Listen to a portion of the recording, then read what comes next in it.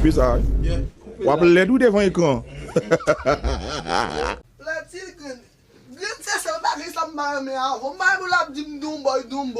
Se, mdoumboy, mwen gen msou jigas pa kame le mdoumboy.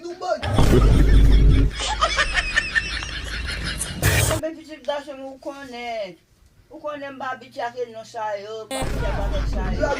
E sa fe mwen lo kouman domboy, mba kon no yo bien. Ou se nou Jean-Jacques Pierre konen. Ou a konen mwen bagay pinjou.